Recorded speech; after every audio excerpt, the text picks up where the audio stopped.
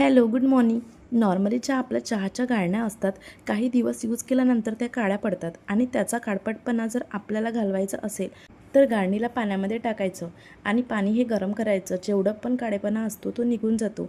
आणि जर नाही निघाला, जशा माझ्या याच गाळण्या आहे, याचा काळपटपणा थोडा तसाच आहे, तर पाण्यामध्ये थोडं व्हिनेगर, सोडा ॲड करायचा आणि त्याच्यामध्ये थोडा वेळ डीप करून ठेवायचं गाळणीला आणि साध्या आपली जी घासणी असतात त्याने आणि ब्रशनी घासून काढायचं.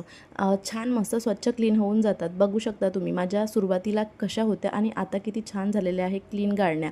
त्यानंतर या मुठ्याच्या गाळण्या असतात, त्याला जेव्हा आपण वॉश करतो तेव्हा कधीच यासाठी ताराच्या घासणीचा वापर करायचा नाही. कारण गाळणीची जी जाळी असतात त्याच्यामध्ये ते तार अडकून तो आपल्या जेवणातसुद्धा जाऊ शकतो. नॉर्मल जे आपले प्लॅस्टिकचे किंवा नॉर्मल स्क्रबर असतात ते आपण त्यासाठी यूज करू शकतो. माझ्या या छोट्या छोट्या सवयीमुळे माझंच काम सोपी होतं. जेव्हाही माझं जेवण सगळं बनवून होतं तेव्हा मी एक न्यूजपेपर टाकते गॅस ओट्यावरती आणि सगळं जे जेवणाचं आहे ते त्या न्यूजपेपरवरती ठेवते. असा एक छोटासा ट्रे घेते ज्याच्यामध्ये मी सर्व जे भाजी, डाळ भाताचा जो चमचा असतो तो त्याच्यामध्ये ठेवते, जेणेकरून गॅस ओट्यावरती काहीच सांडत नाही. आणि जेव्हा आपण ताटामध्ये जेवणाचं घेतो तेव्हासुद्धा त्याचे कण जे आहे ते ओट्यावरती सांडत नाही आणि आपल्याला ओटा पुन्हा पुसायची गरज पडत नाही.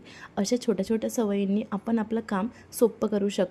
तर इथेच मी आजचा व्हिडिओ संपवते. व्हिडिओ आवडला असेल तर व्हिडिओला लाईक करा. चॅनलवरती नवीन असाल आणि असे नवीन व्हिडिओ पाहायचे असेल तर चॅनलला प्लीज सबस्क्राईब करा. So take care friends. Bye.